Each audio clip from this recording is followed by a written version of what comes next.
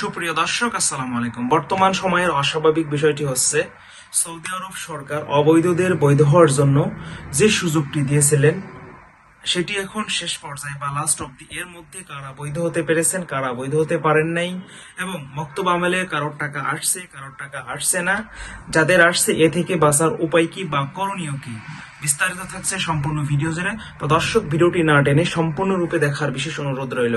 আপনারা নিশ্চয়ই অবগত আছেন বা জানেন যে সৌদি আরব সরকার অবৈধ বা হরুপ্রাপ্ত বা আকামা এক্সপায়ারদের বৈধ হওয়ার যে সুযোগটা দিয়েছিল 2024-এর 1 ডিসেম্বর থেকে 2025-এর জানুয়ারির শেষ পর্যায়ে, অর্থাৎ 29শে জানুয়ারি লাস্ট অব্দি পর্যন্ত, এর মধ্যে কারা কারা বৈধ হতে পেরেছেন এবং কারা কারা বৈধ হতে পারেন নাই।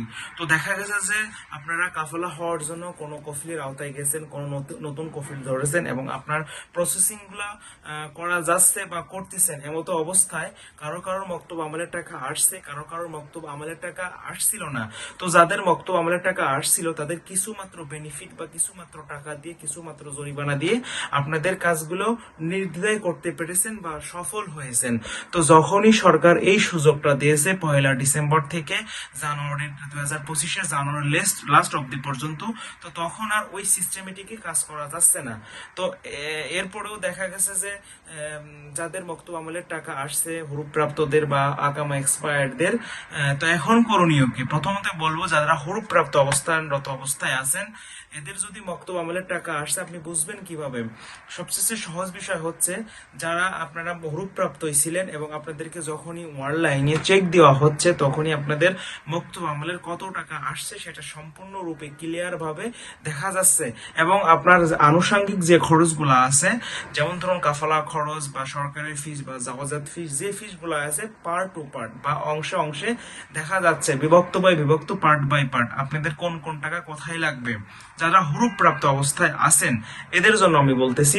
এবং দেখা গেছে যে হরুপ্রাপ্ত এমনও ব্যক্তি আছে যাদেরকে 30,000 রিয়াল বা 40,000 রিয়াল বা 35,000 রিয়াল বা 25,000 রিয়াল চলে আসছে। তো তাদের এ থেকে বাঁচার উপায়টা হচ্ছে, আপনাকে এই ক্ষেত্রে দুইটি কাজ করতে হবে, বা সেটি হচ্ছে আপনাকে দুইটা তলব দিতে হবে। প্রথম তলব দিয়ে আপনাকে বড় রোকসায় ট্রান্সফার করতে হবে এবং সেকেন্ড টাইম তলব দিয়ে ছোট রোকসায় ট্রান্সফার করতে হবে। এ থেকে হবে কি, আপনার যে মক্তব আমলের যে টাকাটা আসছিল সেটা ভ্যানিশ হয়ে যাবে বা মুছে যাবে।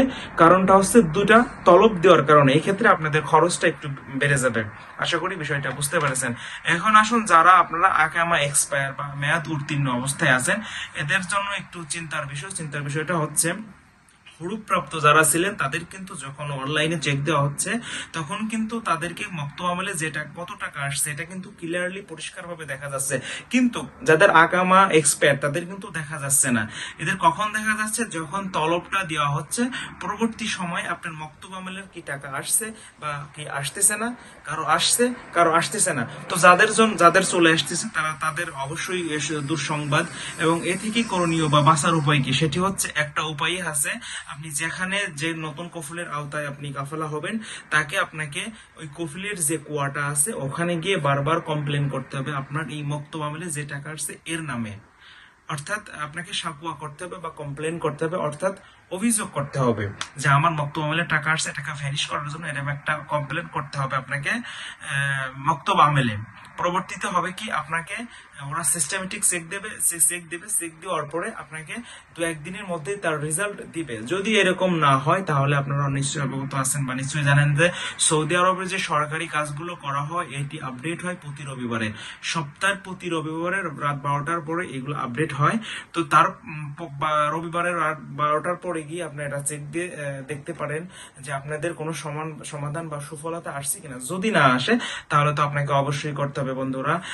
জানুয়ারির সরকার যে সুযোগটা দিয়েছিল জানুয়ারির লাস্ট অব্দি 29 তারিখ পর্যন্ত, তো 29 তারিখের পরে গিয়ে আপনাদেরকে কি রেজাল্ট আসে, আপনাদের ওই পর্যন্ত আপনাদেরকে ধৈর্য ধারণ করতে হবে এবং দেখতে হবে কি সফলতা কি আসে কি আসে না।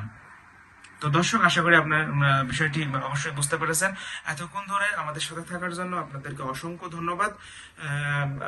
যদি আপনি আমাদের চ্যানেলে নতুন হয়ে থাকেন তাহলে চ্যানেলটি সাবস্ক্রাইব করে সাথেই থাকুন। সুস্থ থাকুন। দেখা হবে অন্য কোনো আয়োজনে।